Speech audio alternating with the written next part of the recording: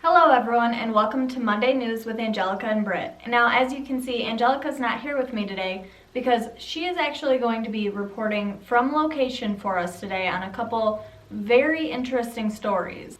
Now, my first story today is kind of a lighthearted one. It's a fun story that I think we can all enjoy. It starts out, the backstory is kind of sad. This man was on the subway and he was really feeling down because he had just went to a funeral for a trans person who died in Rikers Island prison in New York City. So he was really down, he was feeling bad, he was pretty sad. And he said that a man walked through the subway car with a speaker that was blasting music. And normally you would think, oh, that would be annoying, But instead, everyone on the subway car started singing along to Backstreet Boys' I Want It That Way. And there's this video of it, and they're all just so happy singing along. And I love this story so much because, I've read stories on Reddit before of people saying that, they were drunk and leaving a parade or something in Chicago, and everyone on the subway started singing Journey, and everyone in the comments, a lot of people were like, that doesn't happen, blah blah blah, this is so fake, what? And then they all clapped, making those comments. And I wrote in the comments and I was like, no, everybody loves Journey. That's the exact, Don't Stop Believing, that's one of the only songs that I believe that people really do just break out in song and start singing. Everyone loves that, especially drunk people. So I thought that story was believable, and now there's proof that actually does happen because there's an actual video of it. It's not Journey, but I mean, everyone knows Don't Stop Believing, everyone knows I Want It That Way, so it makes sense. And it's just such a cute video. Everyone on the subway car is singing along and happy and stuff. It's really cute. Another cute thing about this story is that the Backstreet Boys official Twitter said that their band lived for moments like this, which I thought was cute that they commented on it. I'm sure that made them, I'm sure that they thought it was sweet. Nick Carter called it amazing. So the Backstreet Boys, who haven't had a lot of, attention in a while now, they're chiming in on it and they really like it. So after he posted this clip on Twitter, once it started to go viral after a couple hours, he went on Twitter and asked everyone who enjoyed it to donate to the Coalition for Homeless because not everybody on the train in New York is so lucky. So I thought it's just a great story all around. It's someone was sad on the subway and then all of a sudden they all broke into song. The whole subway car broke into song, and it's such a silly song. And then out of all of this, a little bit of good probably came. Some people probably went and donated to homeless people. I think that's such a great story to hear. We don't often get a lot of these kinds of stories anymore on the news. So I just wanted to tell you guys that to hopefully brighten your day a little bit. My next story today, this one is a little bit weird but pretty cool. If you used to be a fan of the band Blink-182, then you might know who Tom DeLonge is. Or if you watch Joe Rogan or something, you might know who he is because he is no longer in Blink-182. Now, this is crazy, okay? The lead singer of Blink-182 is now starting a space program, and he's working with former DOD officials, people that used to work in the Pentagon, really high level officials that some of them were such high level officials that we didn't even know who they were. They've been confirmed though to have worked at the Department of Defense, but they were such high officials that people didn't even know their names. Some of them were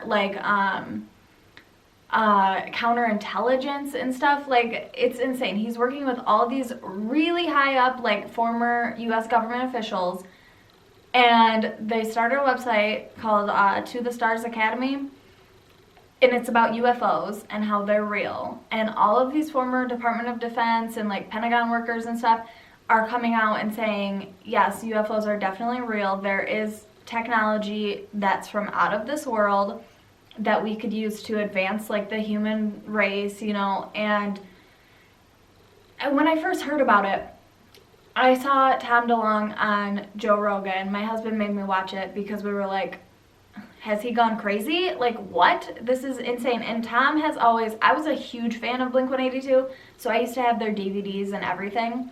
And Tom has always been like crazy about aliens. Like, he used to like meet with like ex-military people, and like it's on their Blink-182 DVDs.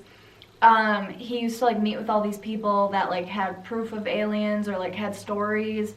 Even at like 13, I was like, whoa, this is insane. So when I first heard about this, I just thought, yeah, he's crazy. Like, this is insane. There's no way. And now, though, it seems legit, honestly, because in this article, it says that Huffington Post was able to verify, like, a lot of the people who say that they used to work for the Department of Defense and stuff. This says that the team includes a 25-year veteran of the CIA's Directorate of Operations, a Lockheed Martin program director for advanced systems at Skunk Works, and a former deputy assistant secretary of defense for intelligence. Those are like really high positions. Like that's amazing that Tom DeLonge is working with these people. It's kind of cool. And they just launched their To the Stars Academy of Arts and Science, which is an innovative public benefit corporation which will advance research into unexplained phenomena and develop related technologies. So basically they're going to like research like UFOs and like alien technology and stuff, and then try to develop similar technology for the human race to use, like to advance our civilizations, which sounds amazing. It has established 3 synergistic divisions: science, aerospace, and entertainment. Basically, what Tom DeLonge said on Joe Rogan was that like the government knows there's alien life, but they can't just come out one day and say, oh yeah guys, guess what, aliens are real. Like, you know, they said, basically I think he said that either the government reached out to him or he reached out to the government, and like somehow Tom DeLonge worked it out so that he basically they had this idea where they would take an entertainer and like do it with science and entertainment to like slowly get people used to the idea of aliens so that there wasn't mass havoc. And it sounds like that's what they're doing. That's why they have like an entertainment division, because that seems weird, you know? But apparently it's like just to get people used to the idea that aliens might be real, they're gonna like slowly release real government information, and then like hopefully people won't freak out when they find out aliens are real. But it doesn't really make sense to me, because like him telling us that means that aliens are real and the government knows. So it's like, so we basically already know, we just haven't seen the legitimate information. So according to a statement made by the To the Stars Academy, it says that its team members who have been operating under the shadows of top secrecy for decades believe that there is sufficient credible evidence of UAP that provides exotic technologies exist that could revolutionize the human experience.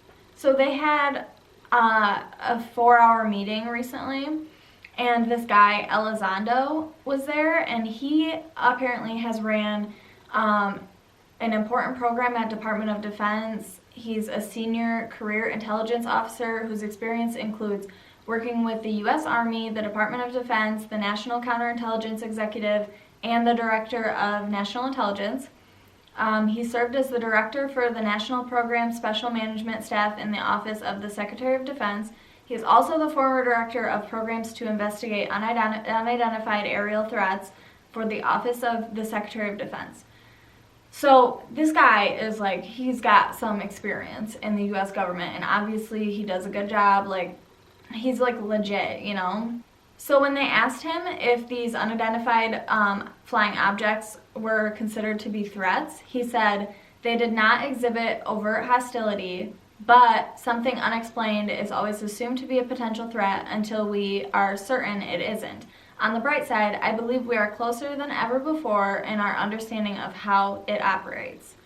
It's like starting to sound like aliens really do exist.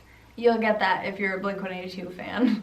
So this is his statement about releasing the new footage. He says, "We are also planning to provide never-before-seen released footage from real U.S. government systems, not blurry amateur photos, but real data and real videos. And even more significant, we are inviting our government colleagues and friends in defense to participate regularly in with their own findings." So basically, not only do they have some cool shit to release, but like they're going to be having people that they know from the Department of Defense and stuff come and like release more stuff, which it's interesting that the government is working with this like private company like this. I mean, to release like government data and stuff, it just seems weird. Our government doesn't usually do that. So I'm kind of excited. I'm pretty sure aliens exist. So I don't know, hopefully they're cool and chill aliens and not like freaking crazy, you know, Independence Day aliens. Oh my god, it's almost Independence Day. That's scary. Our next story is going to be coming to us from Angelica, who is on location in Rochester, Minnesota, where she's going to be telling us about a viral video that blew up online. So let's go on over to her. Happy Monday. I am here in Rochester, Minnesota, the epicenter of the Mayo Clinic. I'm sure all of you have heard world-renowned stories about their medical work, or horror stories, which I have heard. Today I'm going to talk to you. This is the birthplace of the viral video from this winter, 2019, where the girl is in her apartment complex and films all of the cars epically failing getting out of the snowstorm in the driveway. Okay, and thank you so much, Angelica. She's also going to be telling us about some weird sightings that have been going on in the same area. So back to you, Angelica. Also, there has been chupacabra sightings here in this town. Now the weird thing is, everyone thinks it is just a hairless white bed. So the DNR has it preserved, frozen for DNA testing 6 years ago, which has not yet to be finished. I'm going to work on more stories and I'll get back to you. Back to you. Chupacabra sightings in Minnesota? I've never heard of such a thing. I thought they only were in Mexico. Thank you to Angelica for reporting on location, and thanks so much for watching. Please don't forget to like, comment, and subscribe down below, and we'll see you guys next time. Bye.